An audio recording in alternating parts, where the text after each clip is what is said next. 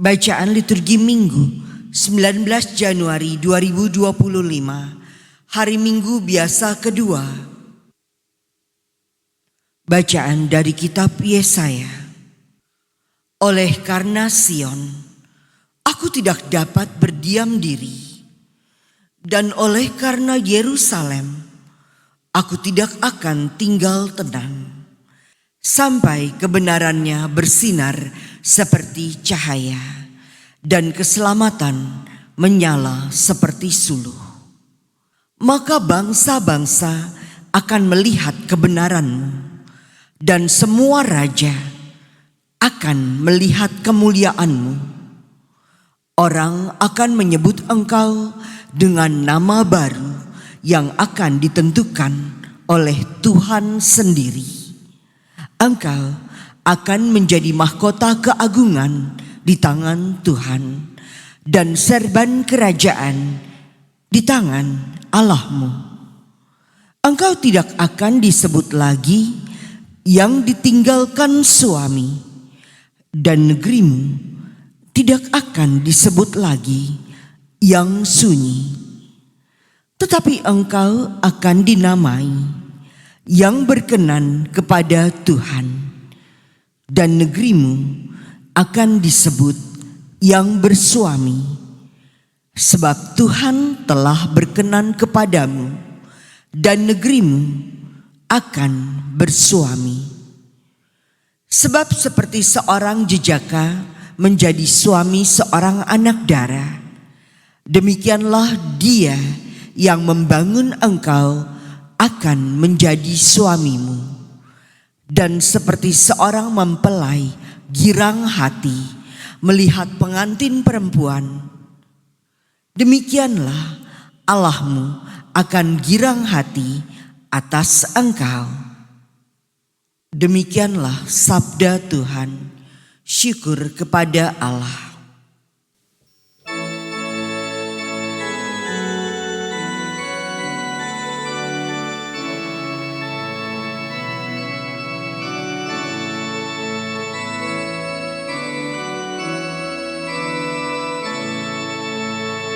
Kisahkanlah karya-karya Tuhan yang ajaib di antara segala suku.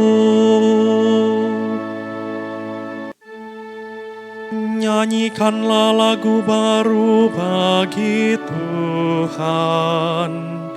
Menyanyilah bagi Tuhan, ya seluruh bumi.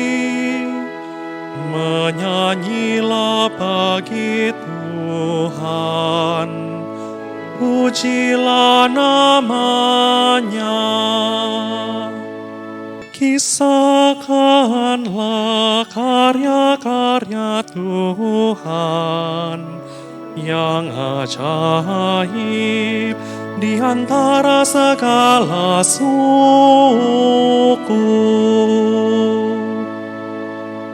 Kabarkanlah dari hari ke hari keselamatan yang datang daripadanya. Ceritakanlah kemuliaannya di antara bangsa-bangsa. Kisahkanlah karya-karyanya yang ajaib di antara segala suku. Kisahkanlah karya-karya Tuhan yang ajaib di antara segala suku. Kepada Tuhan, hai suku-suku bangsa, kepada Tuhan sajalah kemuliaan dan kekuatan. Berikanlah kepada Tuhan kemuliaan namanya. Kisahkanlah karya-karya karya Tuhan yang ajaib di antara segala suku.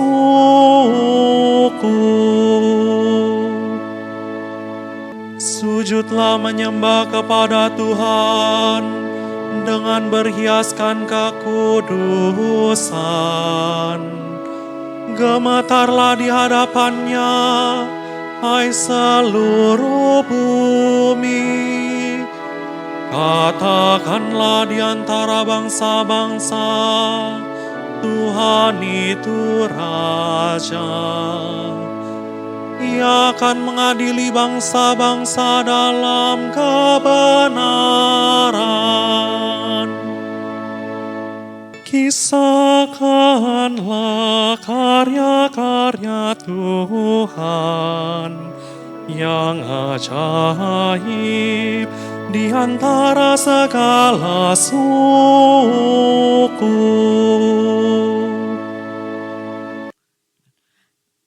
Bacaan dari surat pertama Rasul Paulus kepada jemaat di Korintus.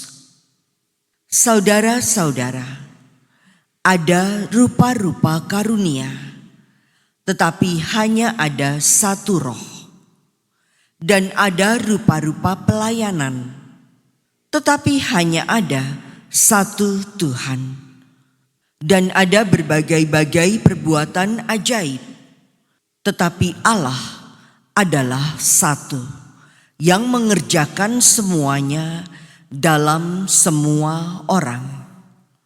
Tetapi kepada tiap-tiap orang dikaruniakan pernyataan roh untuk kepentingan bersama.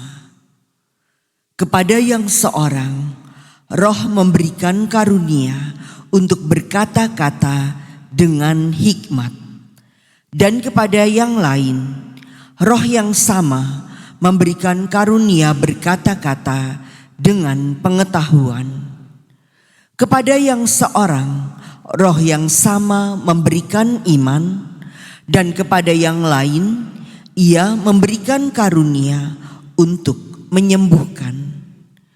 Kepada yang seorang, roh memberikan kuasa untuk mengadakan mujizat, dan kepada yang lain, ia memberikan karunia untuk bernubuat.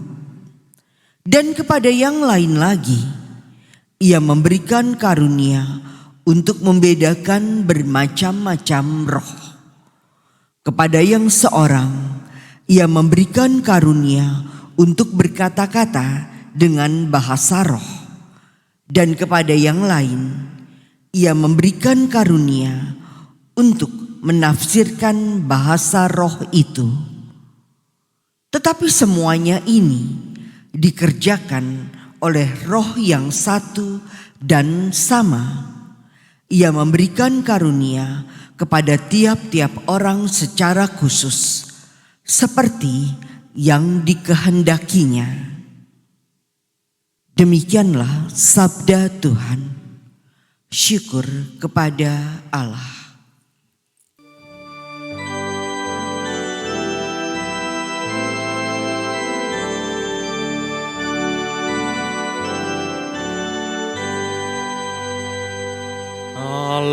Haleluya, haleluya,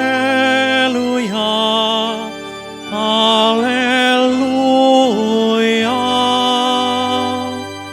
Allah telah memanggil kita lewat Injil, supaya kita memperoleh kemuliaan Yesus Kristus, Tuhan kita.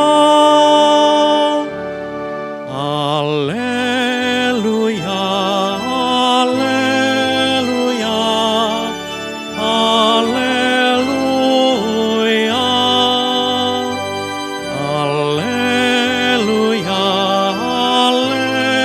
haleluya, haleluya.